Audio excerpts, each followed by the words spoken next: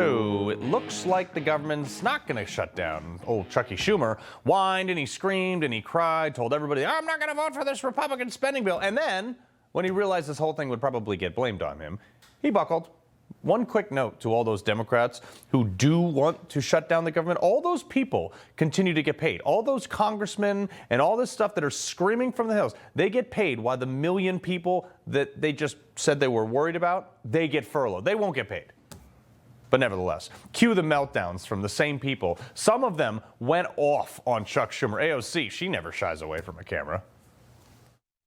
I think there is a deep sense of outrage and betrayal. And this is not just about progressive Democrats. This is across the board, the entire party. I think it is a huge slap in the face. And I think that there's a wide sense of betrayal if things proceed as currently planned.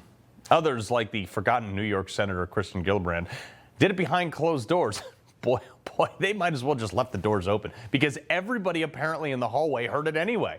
The Democrats, they got overruled in the House. Sweethearts like Ayanna Pressley tweeted out, Senate Dems should not be voting to move forward with the harmful Musk-Trump funding bill.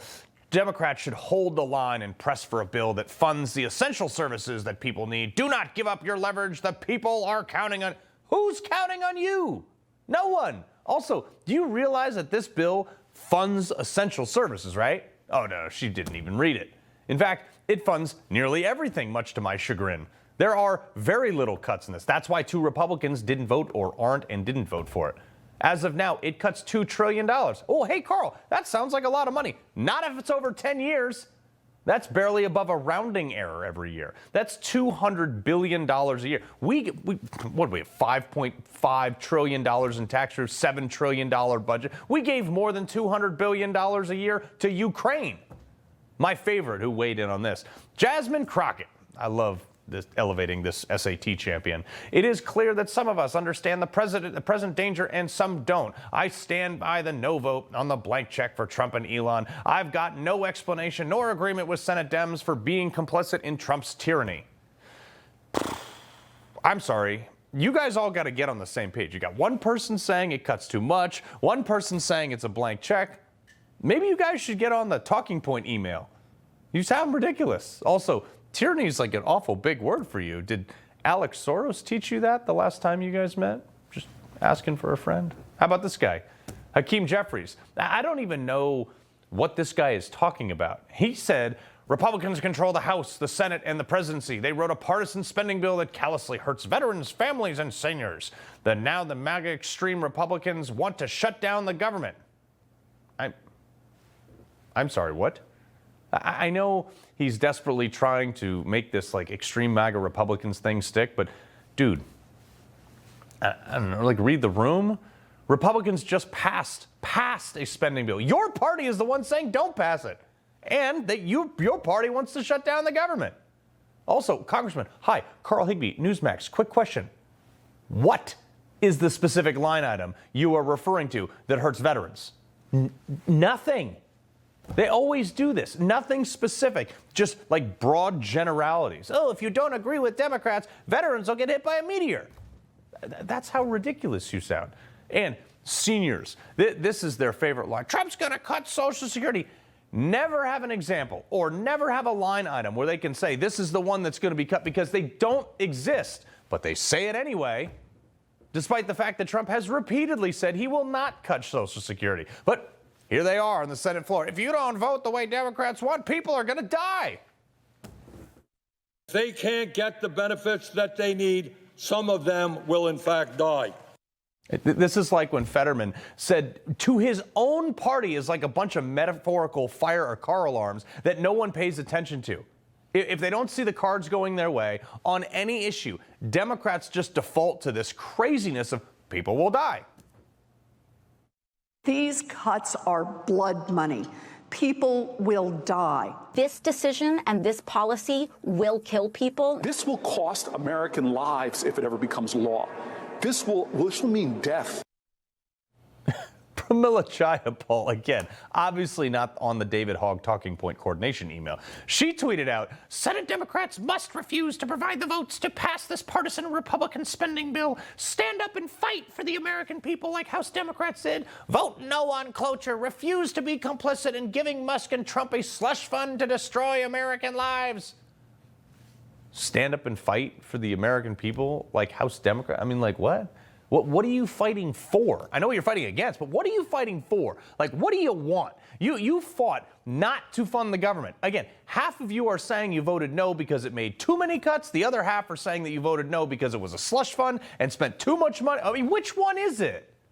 More importantly, what's your plan? Like, let's say this thing gets defeated. Are you going to go home to your constituents and say, we fought to shut down the government? Like, what are you going to do? Like, what do you want? I don't even know. Nobody knows. They don't even know what they want.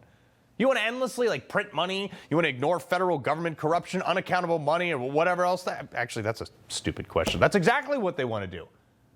Who's unreasonable now? Again, actually, the most reasonable Democrat on this is John Fetterman, believe it or not. I'm not going to pander to the extreme kind of reaction right now, but that here we were, and it wasn't that long ago, that we were scolding that the Republicans are threatening to shut the government down. So now that situation has changed, and they had the votes in the House, and they delivered that, and now that's incumbent on us to make that decision. And now, I don't know how my other colleagues are going to go, but, not because I support the CR in the idea, but I am unwilling to vote to shut the government down. That guy seems super reasonable. I disagree with him on 95% of the other stuff he says, but apparently he hasn't talked to any of his colleagues about this. And I'm thinking why not? But I'm sure he had a good reason, right? I don't know. I wasn't present. I didn't go to the lunch. Why didn't you go? Because I wanted Chipotle. But then I was worried about explosive diarrhea. Wait, what? No way! He just said, play that again. I don't know. I wasn't present. I didn't go to the lunch. Why didn't you go? Because I wanted Chipotle. But then I was worried about explosive diarrhea. I'm sorry. This is the greatest Friday soundbite ever. He wanted Chipotle and had explosive diarrhea. This is so amazing.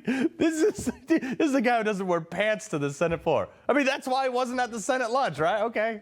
I mean, it is so funny watching them try to spin this, too. They're trying to make it seem like they didn't take an L. We are in a perverse, bizarro land where we're having to decide between letting Donald Trump wreck the government this way or wreck the government that way. Okay, I mean, this isn't even some massive Rand Paul dream bill. In fact, he's voting against it because it doesn't cut enough. That's why Massey didn't vote for it either in the House. Look, am I thrilled about this bill? No, I'm not. For the same reasons Rand Paul and Massey aren't. Okay, all these cuts they promised that Johnson was super excited about Doge. Elon has cracked the code. He is now inside the agencies. He's created these algorithms that are constantly crawling through the data, and as he told me in his office, the data doesn't lie. We're going to be able to get the information. We're going to be able to transform the way the federal government works at the end of this, and that is a very exciting prospect. But what are you going to do with that data, Mike? I realize this is supposed to be a stopgap while they institute real cuts, but let me tell you, you guys better do it this time. In the next budget bill, I want real cuts, serious reforms, cut the Department of Education, gone, eliminated for good, slash hundreds of billions in waste at the Pentagon. I want D.C. to have tumbleweeds blowing across the White House lawn because that town is so empty. You have got a lot of fiscal hawks. They're fiscal hawks that you promised that you were going to do this, and they promised their constituents mega cuts. And they're voting for this CR right now because you, Mike Johnson, Speaker of the House, are promising that in the next round there will be serious cuts, and it better happen. Donald Trump and Elon Musk are chopping off stuff left and right, but they can only do so much. They're getting stopped by the courts and all this other stuff. So as of now, they appear to be the only ones actually doing what they said they were going to do. So this is the last time. that last time that we the people let you guys in Congress say, oh, next year we'll do it, you better hear us on that one. He loves the Constitution. He fights for what's right. He hates the bad guys. He's a freedom warrior. He's your freedom warrior. Watch Carl Higbie every weekday on Newsmax.